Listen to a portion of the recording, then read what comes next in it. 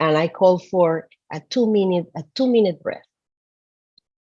I can decrease the tension. I can go into that transformation from anxiety to calmness. Then after a crisis, I can do a lot of damage control, actually, when I breathe with my team to see what happened after the fact, right? Something that went wrong. Okay, so let's breathe together and just from that space, let's try to brainstorm. And also as a daily self-care. This is something that I embraced myself and it really has changed my life and also has paved the way for me to integrate other practices as meditation, mindfulness, or contemplation or prayer. You need to be breathing in some harmonious way for those to take place. So one really invites the other to come in the space. So all this acceptance had to do with not just better performance, but well-being, feeling better in the space and giving the best of ourselves. So I want to invite you that if you have any questions, just write them in the chat. I'll be happy to start responding them and share those answers with you. So basically, this is the logic of this idea that I'm proposing now. It's the breath, reflect, and act. The breath is a contract with the body. When you're breathing, your whole body is participating because that breath is engaging the whole body. It's taking the oxygen, right, to the brain and to the other cells in the body. And it's making a space for the mind. Now, you may ask, which one comes first? Well, in the case of intentional breathing, you're engaging the body. Yes, it comes from a decision, right, from the mind, but you're engaging the body. So we can say that from a very higher view, it starts like this. Engage the body, you breathe, inhale, then you engage the mind. Why? Because you provide oxygen to your brain and there's more space. So in most of these breathing techniques, we have in research that the amygdala calms down. So you give a pause, you give a space. You can open up something called situational awareness in the brain. So suddenly your lens, your perspective is wider. You can become more self-aware, more aware of others, and more aware of the situation you're in. It's kind of a stabilizer sort of thing. Then engaging the mind, you can then engage again the body in the form of action. You can move towards action. But it's important that when you engage the body and the mind, you generate an action. That's the essence of life. That's the essence of what we do with our team. We want to generate an action or an inaction, if we decide not to do anything. But at least you want to be able to take that decision intentionally. So body plus mind generate intentional action. You can decide to learn together. You can pursue clarity. You can engage in better discussions. So that's the idea, is that you stop in the mind, you open a space, and you generate an action. So let's practice together.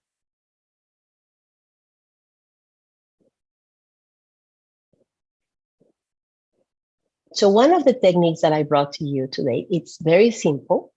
And this is something that people with very high stress jobs, police, first responders, people in the military, often used. Their bodies are constantly in what we call the fight or flight mode, meaning they're reacting to stimuli all the time. So imagine that this is high stress, that they're very aroused with stimuli, very probably impulsive and reacting, right? And this technique is used to allow them to recenter themselves and improve their concentration. So we're gonna practice together. I'm going to model for you and you can follow my prompts. And then you can take at least 10 seconds to settle down and see how it went in your body, how it felt in your body. So please be as comfortable as possible, but paying attention straight back. And you may close your eyes, or you may focus in one point at the wall or the computer, however makes you feel more comfortable.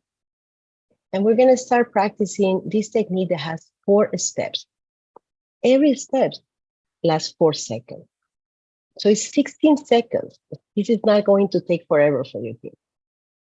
So we breathe in 4 seconds. We hold the breath for 4 seconds. Did I say 6 seconds? 4 seconds. We breathe out in 4 seconds. And we hold the breath for 4 seconds. Let's try again. Now I'm going to talk less, and I'm going to model for you in those 4 seconds.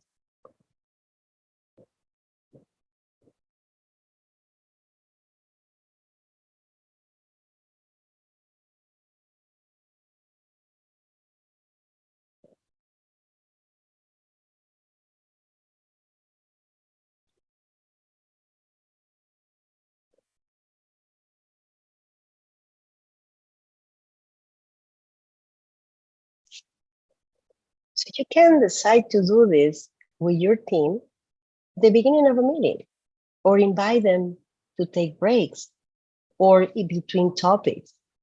But how often leaders open the meeting with this? I mean, I've seen that some leaders open the meeting with prayers, with a pledge of allegiance, but right after that, it would be great to follow with a box breathing and with some breathing practice, just to create awareness that we come into a meeting with our hearts, with our bodies, with our brains, right?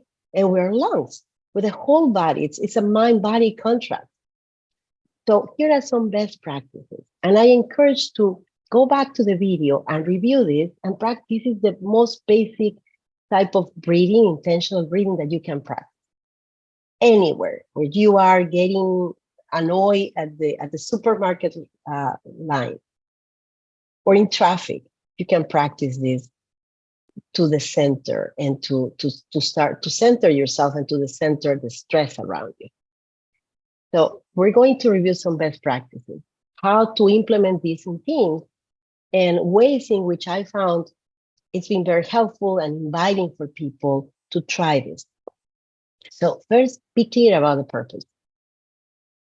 If you're going to introduce breath work to this team, make a short introduction and probably use the storytelling and try yourself first, right? And say, well, I think this can be a great boost in the team's energy. So make a short case for it, right? Just don't introduce it or impose it on them, right? Do you want to help the team to tap into deeper feelings about a challenge? Do you want them to relax? So according to the purpose, you also will be choosing the technique. So it's important that you debrief with them. What is it about? What is this about? And why are you choosing this particular technique? And what is that they're going to get from it? And the second one is cultivate safety. Just not impose or invite people and say, okay, let's do this, right? I want you to do this for me. Breathing, breath work is always voluntary. So these breathing practices require for people to be willing to participate. It can be uncomfortable. Some people may not want to close their eyes. You can give them the choice to focus on a point in the wall, or maybe lower their gaze, focus on space between their hands sometimes, but try to make it easier for them to engage as opposed to having them become nervous or shut them down about it. For some people, closing their eyes will be the most easy thing. For others, it won't be, right? Engage with compassion.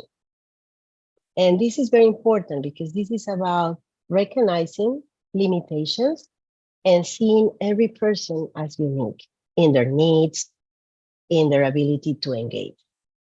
Say, some people won't be able to engage in certain breathing practice because they're going through a cold or they have a sinus infection. They cannot breathe properly as it is. They don't feel well. They have maybe a broken rib. All these things matter. So we don't single people out, that really, when you prepare these practices, think about the people in the room, who is in the room, and try to adapt and try to have some ideas for people to adapt to the practice from where they at, as opposed of imposing a script into them, right? Um, that's a space you want to give them, and that's going to add to this safety. And then finally, number 4, it's about connecting the dots. So when you finish the active breath work, whichever breathing practice you choose, just share the insight and invite people to share their insight. And how is that helpful to know to now go into the next step? Just don't, the debrief part in all these practices is very important. When we skip it a very fundamental source of wisdom for our client, for our team. So just let's try to ask, generate some questions and just smoothly moving into topic. But as you can see, this shouldn't take you more than 3 minutes or 5 minutes most, if you have a lot of people in your team. I mean, I think every team has 5 minutes to, I'm not gonna say indulge because this is a very necessary thing, but to dedicate to this space to bring people into a different energy. At the end of the day, when people focus on themselves and they shift the attention inward for a moment, they become more centered and they can contribute better. They feel more accepted, they feel safer in the team. In the context of our clubs, how can we enhance this practice so people can attune their nervous system to our team and feel safe and feel they belong to this community? This community embraces them from the deepest level of their nervous system all the way into who they are in the world. So I want to finish by sharing this technique with you. And this is a different technique, and this is called the quick coherence technique. It's about cardiac coherence, meaning that I'm going to be breathing, focusing on my heart. There's been extensive research in the last 25 years about this technique, and it's extremely helpful in being a restorative feeling to people. So if you use this to close your meeting and let people go to do what they say they were going to do, you're probably going to have great results. And I'm going to leave it here on the screen so you can read through, and you'll see it's about focusing in the area of the heart. You can touch the area so you make better contact with your hands. You can close your eyes, keep them, keep the gaze low, or focus on a point in the wall.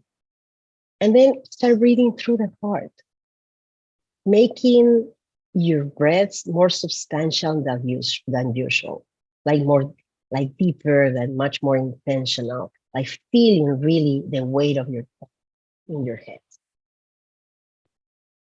And then bring to mind, and notice that I'm saying bring to mind a specific feeling that regenerates you. It could be gratitude, it could be appreciation for the group, and continue breathing through that.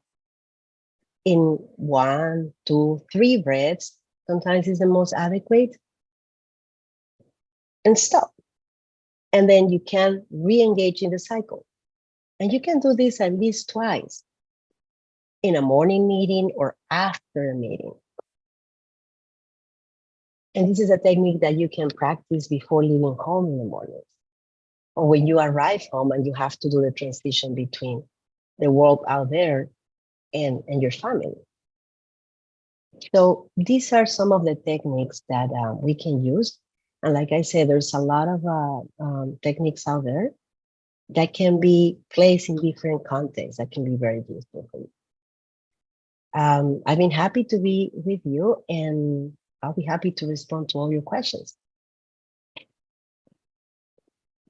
Here's my information. You can also reach me at through social media, regular channels, or through my email and my phone number. It's on the screen. Thank you.